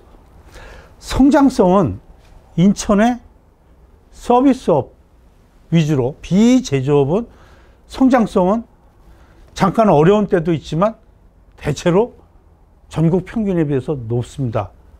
그러니까 인천은 기업에게는 서비스업에 성장 기회를 주는 곳이라고 생각할 수 있고, 밖에서 보는 눈은 인천의 서비스 업체는 비교적 성장성이 높은 업체가 모여 있다라고 볼 수 있는 겁니다. 수익성 마찬가지로 일시 어려움을 겪고 있고 차입이 워낙 많아서 이자를 갚는데 어려움을 일부 겪고는 있지만 수익성 면에서도 비제조업은 인천의 기업이 전국 평균에 비해서 안정된 모습을 보이고 있다라고 얘기를 할 수가 있죠.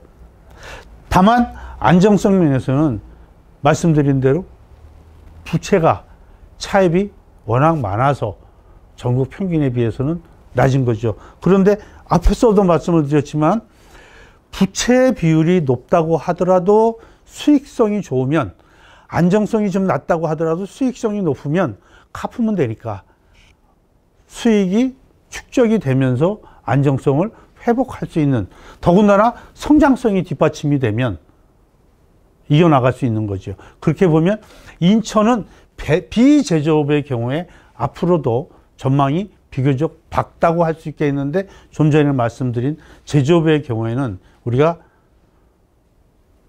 안정성이나 성장성이나 수익성 제고를 위해서 특단의 노력이 필요한 경우가 상당히 많다라고 얘기를 할 수가 있는 거죠.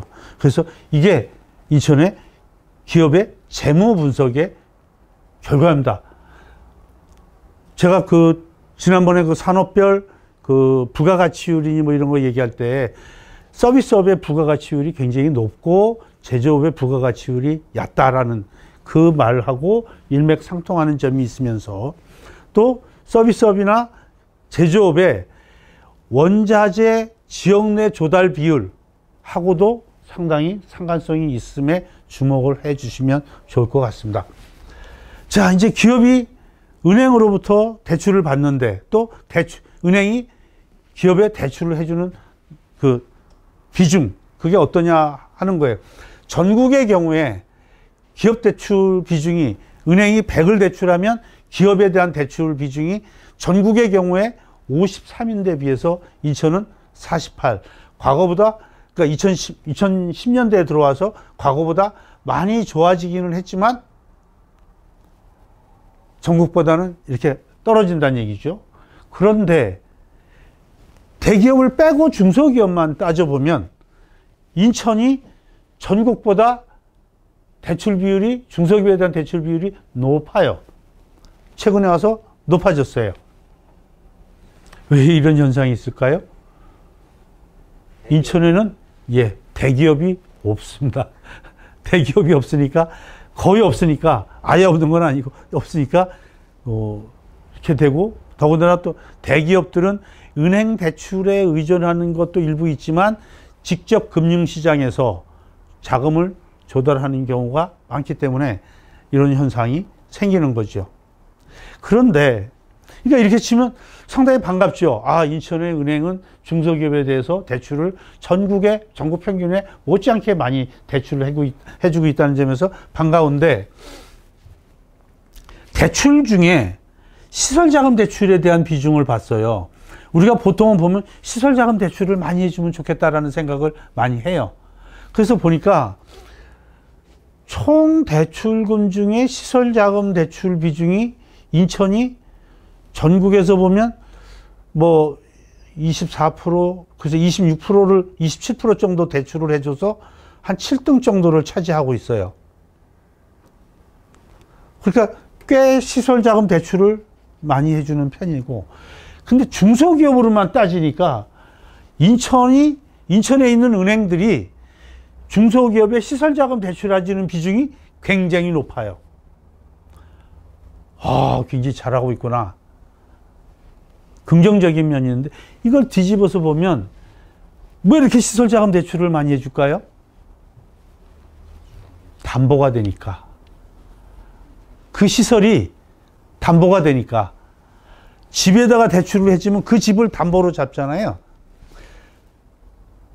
기업에다가 대출해주면서 분양 대출해주면 은행이 불안하니까 그 기계나 건물, 토지, 공장 이런 거를 담보로 잡는다는 얘기예요. 그래서 시설자금 대출 비중이 이렇게 높은 거예요. 그러니까 반갑기는 하지만 다른 한편으로는 담보 위주의 대출 관행이 조금 시정이 되어서 설사 담보가 부족하더라도 이렇게 중소기업 대출을 받는데 어려움이 없었으면 운전자금이나 이런 자금도 좀 쉽게 대출을 받을 수 있었으면 좋겠다라는 바람을 여기에 함께 말씀을 드리는 거죠. 또 하나 이제 아쉬운 점을 말씀을 드리면 보통 일반적으로 우리가 생각을 할 때 은행이 대출을 막 해주면 어느 부분에 대출을 많이 해줄까? 그 산업 비중이 많은 데면 당연히 많이 대출이 되겠죠. 그 다음에 더더군다나 그 산업의 부가가치율이 높은 데다가 대출을 해주면 부가가치율이 높은 산업이 빨리 발전을 하기도 할 거지만 부가가치율이 높으니까 은행은 안전한 대출을 많이 할 수도 있는 장점도 있다.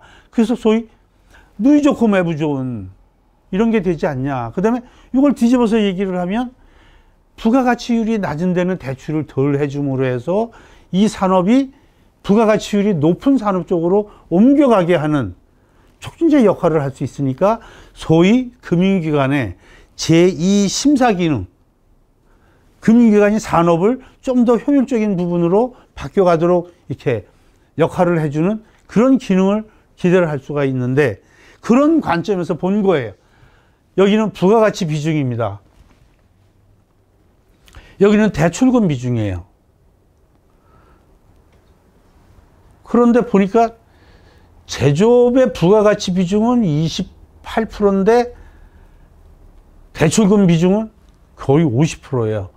그래서 20%가 더 많아요. 제조업에. 그 다음에 또 보니까 이렇게 높은 데가 보니까 도매 소매업에 이렇게 산업 비중보다 더 많이 대출을 해요. 또 보니까 부동산업에도 이렇게 해요. 이렇게 많이 대출을 해주는데 특징이 뭘까? 담보가 있는 데예요. 도소매업도 담보가 되는 거예요. 물건이. 그러니까 도소매업은 조금 경기가 나쁘다 싶으면 딱지를 붙여요. 그럼 그게 다 담보가 돼요. 이 담보 위주로 해서 대출을, 그러니까 어느 지역에 담보 위주의 대출을 계속되면 그 지역 산업은 어떤 쪽으로 갈 거냐? 부가가치나 뭐 이런 거 위주로 가는 게 아니라 담보 위주로 대출 가니까 부가가치율이 무시가 되는 그런 산업 발전이 될 수 있겠다. 그걸 좀 더 따져보자 하는 거예요. 요 산업의 부가가치율과 실제 부가가치율이 높은 산업을 보니까 겹치지를 않네. 진짜 부가가치율이 높은데 이런 데 좀 많이 해야 되는데 여기는 산업 비중보다도 낮아요. 대출 비율이. 산업 비중만큼이라도 해줬으면 좋겠는데 그거보다도 오히려 낮은 거예요. 이렇게. 그래서 이거는 산업, 그러니까 부가가치 비중이 높은, 부가가치율이 높은 이런 쪽에다가 대출이 많이 옮겨가도록 해야 되는데 시로서는 무슨 방법이 있을까요? 회장님, 옛날에 담당하셨었는데. 그래서 저는 가령 뭐 지금 그 중소기업 경영안정자금 같은 거 이런 거를 이런 쪽 위주로 해서 이런 쪽에 많이 가도록 가중치를 둔다던가 거기에 한도를 차등해서 둔다던가 이런 방법을 우리가 생각할 수 있죠. 그렇게 해서 은행들이 그쪽에 한도를 더 많이 주고 그쪽에 2차 보존을 더 많이 해주고 그쪽에 보증을 더 많이 해주면 그쪽이 더 안전해지고 수익이 높아지니까 은행들이 그쪽으로 옮겨갈 거다.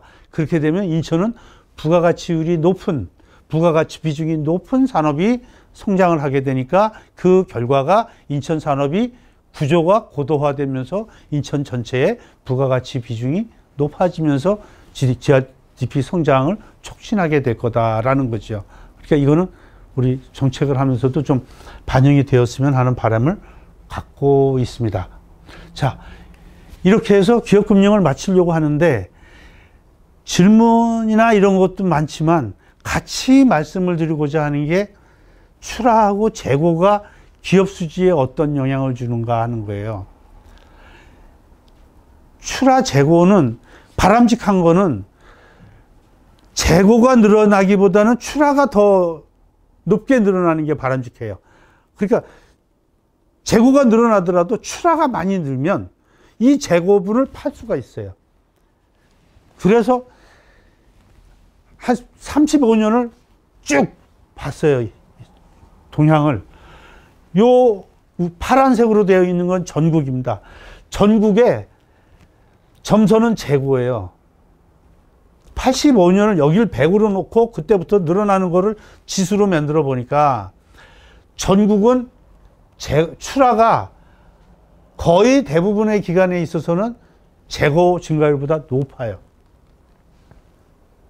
그런데 인천은 특히 근래에 와서 재고가 더 높게 증가를 하고 있어요. 그러면서 요런 구간이 생겨요. 자, 요 구간 98년, 7년 우리 기억나는 때가 있죠?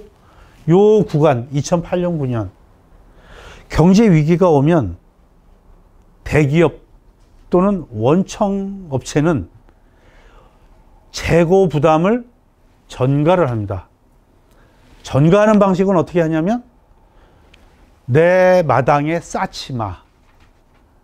재고는 당신 마당에 갖고 있어. 그러면서 주문을 안 해요. 위기 때가 되면 아무 말도 안 하고 있다가 내가 전화하면 바로 갖고 오시오. 그러니까 경제가 어려워지면 이렇게 위기를 몇 번 겪고 나면 경제가 어려워질 때는 마당에 쌓고 있어야 돼요. 하청업체가. 마당에 쌓아놓고 있는데 이걸 내색을 이 내막을 잘 모르는 분들이 와서 이렇게 보면 경기가 어려운데도 물건 막 생산해 갖고 잔뜩 쌓아놓고 대단하시네요 이래요. 그런데 주문한 물건을 쌓아놓으면 어음이라도 받을 수 있어요. 구매 계약서라도 받을 수 있어요. 이게 있으면 자금 융통을 할 수가 있어요. 이거는 그게 아니에요. 전가하는 업체는 그걸 안 줍니다. 내 돈으로 재고를 쌓고 있는 거예요. 그래서 출하보다도 재고가 많아지는 겁니다. 근래에 와서 이렇게. 이게 인천 업체들한테 어떤 영향을 미치냐. 남동공단에 가서 보면 지금도 어려운데 막 잔뜩 쌓아놓고 있어요. 그게 소위 not in my yard. 내 야적장에다가 물건 놓지 말고 전화 오면 just in time. 시간 딱 맞춰갖고 생산 라인에 맞춰서 들어와. 자기는 자금 부담도 안 하고 이 야적장 부담도 안 하는, 그래서 원가 부담을 하청업체에 넘기는 이런 걸로 작용을 하고 있는 게 인천의 기업자금 사정을 영향을 주면서, 기업 수지에 영향을 주면서 인천의 성장 안정성과 수익성에 악영향을 주고 있는데, 특히 이때에 와서 이렇게 높다라는 거는, 이거는 불공정 거래잖아요. 이런 면에서 좀 제재가 뒤따라야 되지 않을까 생각을 하는 거고요. 아까 말한 거는 위기가 있을 때 재고 부담을 넘기는 건데, 위기가 있을 때 똑같은 부담을 하나 넘기는 게 있어요. 대기업들이 원가 부담입니다. 원가 상승분을 하청업체에 넘기는 건데, 여기에 표시한 거는 빨간 게 원자재예요. 원자재 가격을 쭉 지금까지 변함을 표시를 한 거예요. 그 다음에 노란 건 중간재, 최종재, 물건 팔아서 돈 되는 가격, 이거를 파란색으로 표시를 했어요. 요때 이후에 이렇게 팍 올라가죠. 97년, 8년 팍 올라가죠. 요때.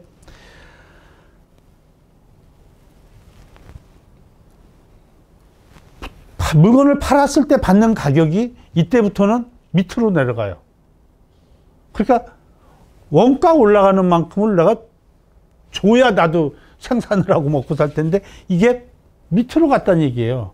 그러니까 물가 지수로만 보면 원가에 해당되는 원재료, 중간재 이런 거의 가격은 올라가는데 이렇게 되는 거죠. 그러니까 이 차별적 물가 상승 구조가 인천에 있는 기업들한테는 원가 부담으로 작용을 하면서 기업 수지가 악화하는 요인으로 작용하게 된다는 말씀을 드리는 거예요.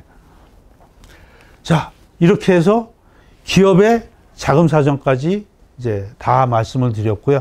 지금부터는 지금까지 말씀드렸던 걸 중심으로 해서 분야별로 그래서 인천이 어떠한 과제를 안고 있는지 어떻게 해결해 나가는 게 좋은지를 함께 생각해보는 시간을 갖고 이후에 저 개인적인 바람을 말씀을 드리고 강의를 마치도록 하겠습니다. 우선 실물 경제에서는 처음에 말씀드린 게 우리가 생산 구조에서 인천은 전체적으로 생산 매출액, 그러니까 소위 산출액에서 중간 원자재를 뺀 부가가치, 이게 전체 산출액에서 차지하는 비율, 소위 부가가치율이 다른 데에 비해서 낮은 문제점이 있다라는 얘기를 했어요. 이거는 해결하는 방법이 기본적으로는 기술입니다. 기술이고 조금 더 들어가면 R&D, 투자가 거기에 따라가 줘야 되고 거기에 들어가는 노동자들의 생산성이 높아져야 그게 가능해집니다. 일단 이거고요. 그 다음에 중간재가 비율이 높은데 이게 왜 높으냐. 우리 영내에서 인천에서 만들어서 높으면 그거 들어오는데 깔린 부가가치가 인천에 떨어지는데 이걸 외지에서 수입을 해온다는 얘기죠. 외지에서 다른 지역에서 들여온다는 얘기예요. 그래서 중간재가 영내에서 생산이 되지를 않고 외국이나 다른 지역, 외지에서 유입이 되기 때문에 인천의 부가가치율이 낮아지는 문제점을 갖는다. 이거를 해결하는 방법은 뭐겠냐. 우선은 기본적으로는 우리가 중간재로 판매하는 것보다는 가급적이면 완제품을 만들어서 그러니까 제품의 완성도를 높이는 게 우선 첫 번째 필요할 거고요. 그 다음에 원자재 들어오는 거를 지역 내에서 생산을 해야 돼요. 지역 내에서 생산한다는 말이 소위 원자재 그 소부장, 소재 부품을 지역 내에서 생산할 수 있어야 된다. 그러니까 소부장 산업을 키워야 된다라는 그런 얘기가 되는 거죠. 그렇게 하고 또 하나, 소위 플랫폼, 기업인들끼리 네트워크가 잘 돼 있어 갖고 똑같은 물건이 지역 내에서 생산됨에도 불구하고 밖에서 사오는 일이 없도록 안에서 서로 이렇게 하고 안에서 협업이 일어나면 밖에서 생산되는 것조차도 이 안에서 만들 수가 있다는 얘기죠. 그러니까 아주 옛날에 남동공단에서 탱크 빼고 다 만든다고 얘기가 나올 정도의 협업 관계가 있었는데 이게 일부 업체가 중국으로 나가고 다른 지역으로 빠져나가면서 그 연결고리가 소위 밸류 체인이 끊어졌는데 이걸 다시 복원하고 확보를 해놓는 게 인천이 굉장히 중요하다. 그런 가운데 아까도 보았지만 생산성이 낮은 업종에 많은 대출을 하고 있고 의존을 되게 많이 하고 있다. 그래서 이거는 일부러 줄이는 면도 필요할 거고 더 생산성이 높은 업종에 대한 지원을 통해서 상대적으로 비율을 줄이는 방법도 있고 그래서 낮은 부가가치 산업에 대한 의존을 줄여나가는 게 굉장히 인천으로선 중요하다는 말씀을 드리고요.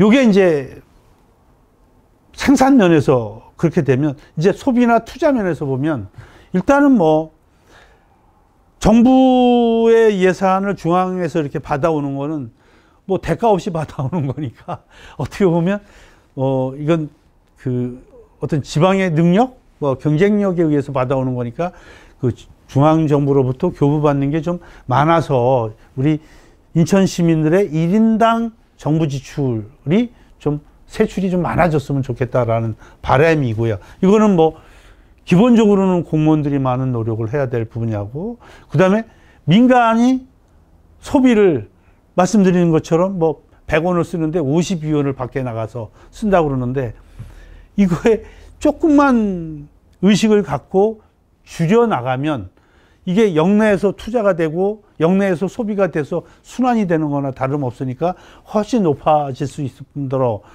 여기서 영업을 하시는 분들은 안에 있는 고객을 뺏기지 말아야 되는데 이게 경쟁력이다 그거죠. 그러니까 시장 상인서부터 뭐 서비스업에 이르기까지 안에서의 어떤 선택 가능성을 높이게끔 하고, 그 다음에 우리 뭐 이음카드에서도 봤습니다만은 우리 안에서 소비할 수 있는 플랫폼, 그러니까 인천 소비를 이어지는 뭐 쇼핑, 홈쇼핑 이런 게 없으면 결국 밖으로 나가잖아요. 이게 안에서 소비가 이루어질 수 있도록 그런 게 좀 생겨야 되겠다. 그 다음에 투자에 있어서는 우리가 전체적으로 봐갖고는 투자가 인천이 높은데, 보면 아파트라든지 이런 주거용 건물 투자에 대한 비중이 너무 높다. 그래서 높아서 나쁘다라는 것보다도 그것 때문에 다른 투자 비중이 줄어들지 않도록 다른 투자 비중을 높이는데, 특히 기계류, 설비 투자 중에 운송 분야가 아니고 실제로 근로자들이 활용을 하면서 생산성을 높일 수 있는, 그래서 1인당 자본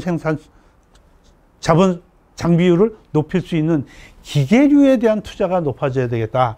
아울러서 노동 생산성을 직접적으로 뒷받침하고 산업 생산성을 직접적으로 높일 수 있는 R&D 투자, 소위 지식 재산 생산물 투자 비중이 훨씬 높아졌으면 좋겠다라는 거죠.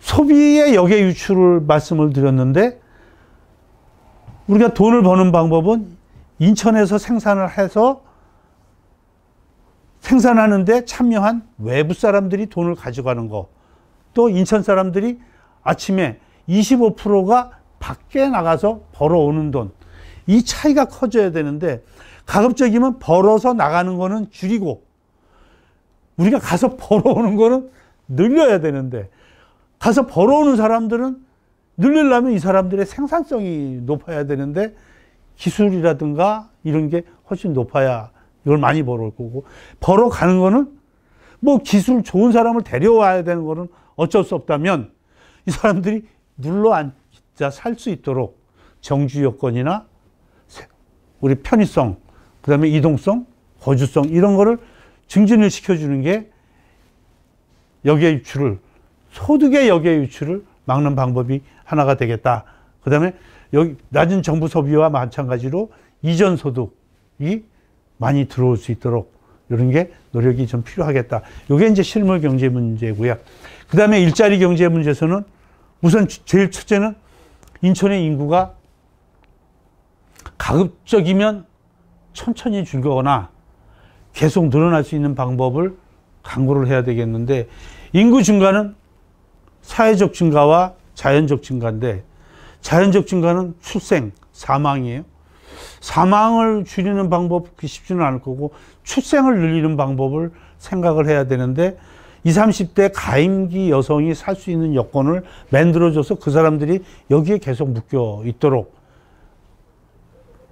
사회, 문화, 교육, 의료 이런 부분에서의 여건을 많이 갖춰 나가면서 좀 해야 되겠고, 이게 인구 정책적인 면에서 우리가 좀 더 집중을 해야 될 게, 지금 정부 조직 부서, 인천에 있는 지방정부의 조직에 인구 정책에 관한 부서가 너무 없는 것도 문제고, 앞으로는 이 중에도 굉장히 많이 관심을 가져야 되면서, 더더군다나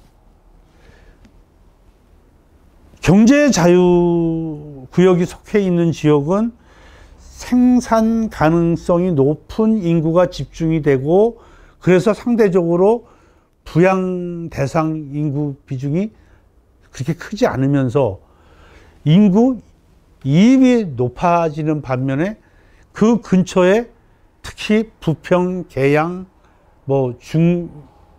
미추홀 이런 데는 인구가 생산성이 높은 인구 위주로 빠져나가면서 인구가 줄어드는, 그래서 원구 도심 격차가 인구 구조에서 유발이 되는 이거를 좀 막아야 되겠다.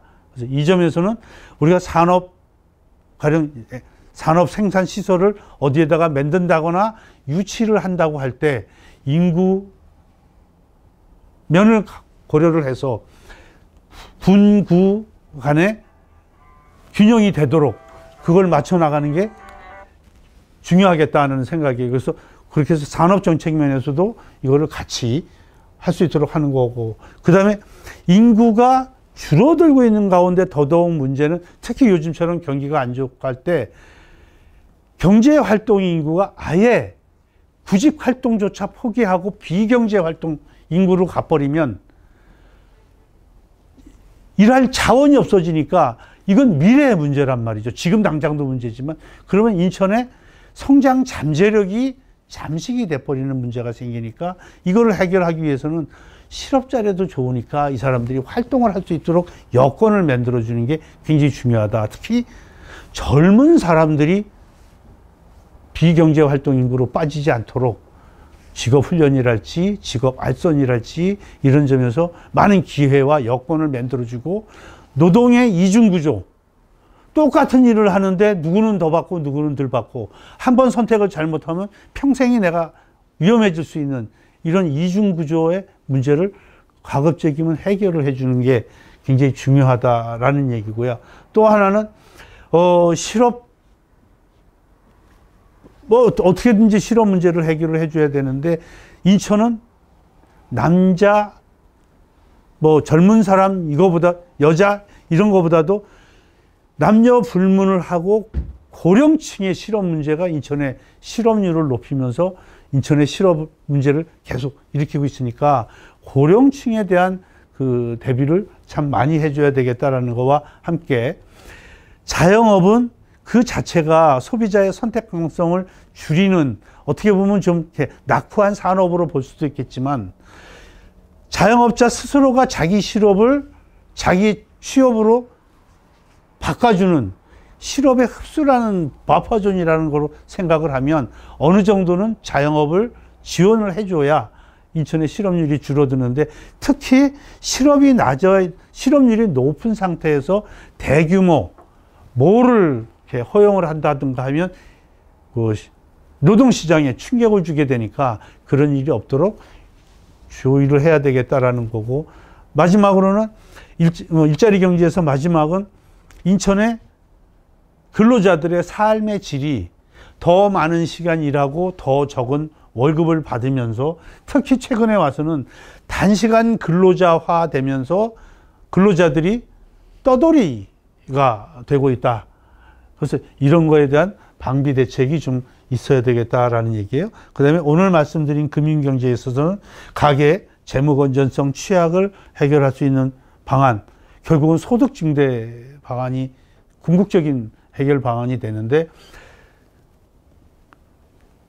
이거는 금융기관을 통해서라도 이 좀 과도한 가계 대출이 억제될 수 있도록 좀 지도 같은 것도 해야 되고, 과도한 부동산 투자라든가 이런 거를 좀 해소를 해줘야 되지 않겠나.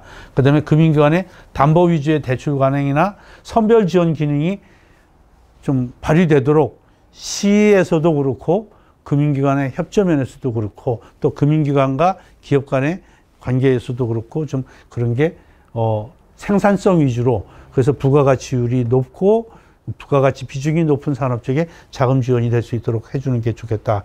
그 다음에 원가나 재고 부담이 인천에 있는 중소 하청 기업에 전가가 되지 않도록 공정거래 면에서 어떤 규제라든가 감시가 좀 더 강화되고 확보가 되어야 되겠다. 그 다음에 기업의 취약한 재무 구조를 개선할 수 있도록 기업 자체 차원, 그 다음에 금융기관의 컨설팅 내지는 자금 지원 차원에서의 협조와 노력이 서로 필요하게 되겠다 싶은 생각이에요. 그래서 인천에 한 20가지 정도로 요약을 해서 인천의 문제점인 동시에 앞으로 우리가 해결해야 될 과제, 그런데 요약하면 인천에 지금 여러 부분에서 인천이 전국에 이렇게 밑에 있는 거를 느껴요. 그런 게 굉장히 많았어요. 그렇다는 얘기는 우리 주식시장에서 하는 용어대로 싸게 사서 비싸게 파는.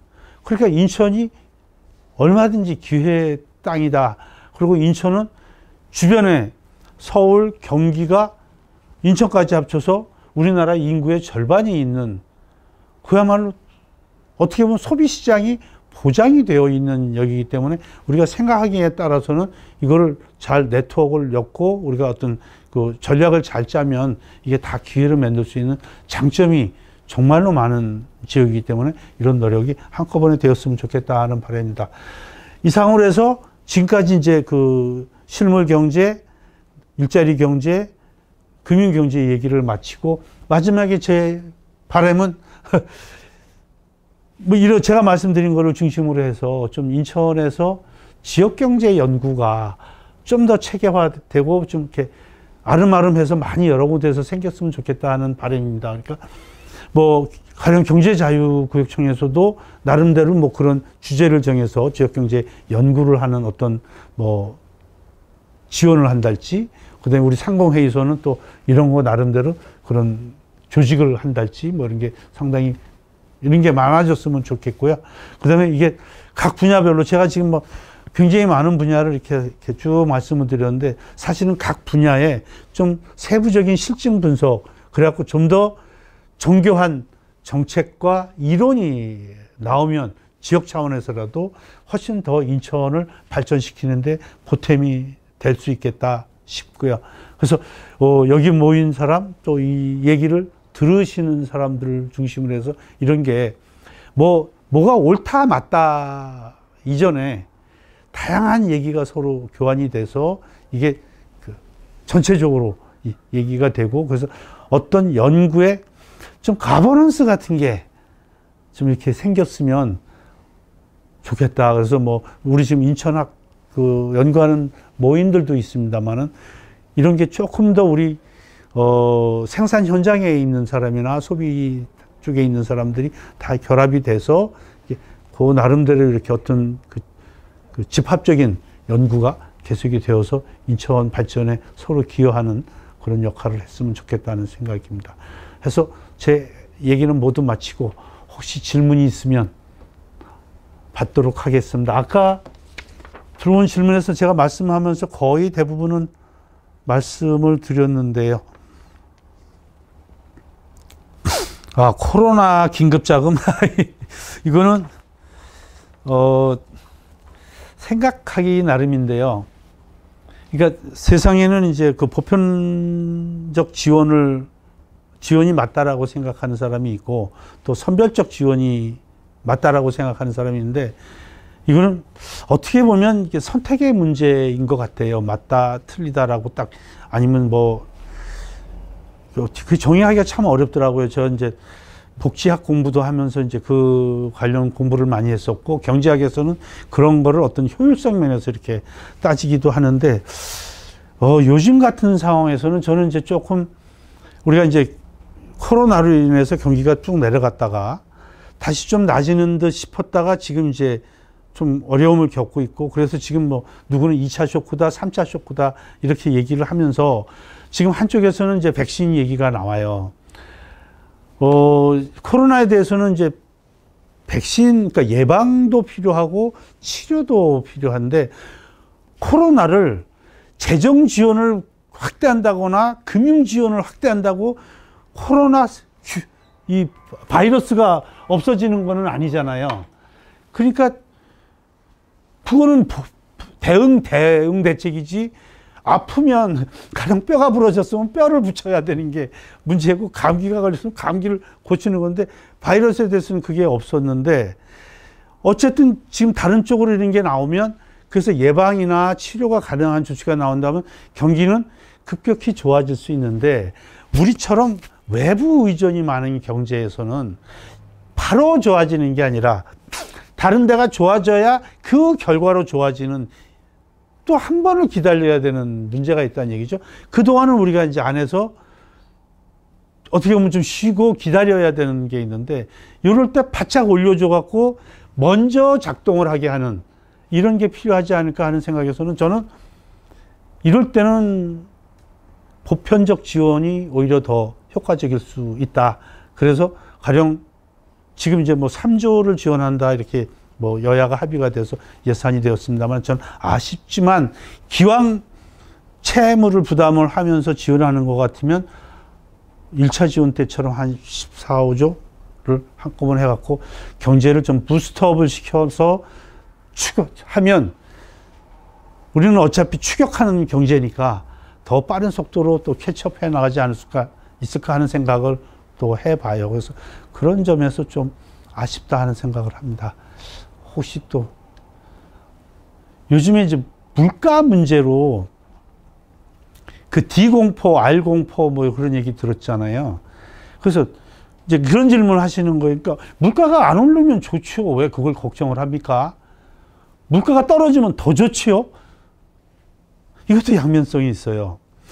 일본 그 잃어버린 20년 물가가 계속 하락했는데 일본의 노인네들 어떻게 살아갔을까요? 하는 거예요. 우리 노인네들 점점 많아지잖아요. 노인네들은 자기 자산을 갖고 이제 이걸 녹여가면서 살아야 되는데 이분들은 물가가 떨어지면 구매력이 올라가는 거예요. 그러니까 내가 갖고 있는 자산이 매년 가령 2%씩 떨어지면 매년 2%씩 이자가 붙는 셈이에요. 그러니까 나이가 드신 분들, 은퇴자들은 물가가 떨어지는 경제가 더 좋아요. 그런데 보세요. 가령 이걸 살려고 하는데 이게 100원인데 내년에는 98원 될 거예요. 한 해만 넘기면 이거 97원 될 거예요. 그러면 사겠어요? 특히 큰 물건, 뭐 오래 쓰는 물건 같으면 안 살 거 아니에요. 이게 무서운 거예요. 이거 103원 될 거예요. 그러면 엔간하면 지금 사지. 이게 무서운 거예요. 그래서 R공포, 리세션, 이게 무서운 거. 디플레가 되는데, 디플레라는 거는 뭐냐면 물가가 일반적으로 지속적으로 하락하는 상태를 디플레라고 하는 거예요. 그러니까 물가가 일반적으로 지속적으로 하락한다 그러면 나는 어떻게든지 안 사고 버티지. 그러면 경제가 안 돌아가는 거죠. 안 돌아가면 젊은 사람들은 월급을 못 받아요. 월급을 못 받으니까, 젊은 사람들이 월급을 못 받으니까 인플레는 젊은 사람들이 좋은 경제고 디플레는 은퇴한 사람들이 좋은 경제예요. 그럼 우리는 어느 걸 택하는 게 좋겠어요? 대부분의 인구가 젊은 사람이고 우리는 성장해야 되는 구도라면 인플레가 어느 정도는 있더라도 제일 좋고 이론적으로는 한 3% 정도 상승이 되면 가장 이상적으로 생각을 해요. 그래서 요즘에는 중앙은행의 목표를 물가가 적어도 2%는 올라가게 한다. 뭐 이런 식으로 목표를 주는 게 그런 이유입니다. 자, 이제 더 이상 질문이 없는 걸로 하고 여기서 강의를 모두 끝내도록 하겠습니다. 고맙습니다. 수고하셨습니다. 네.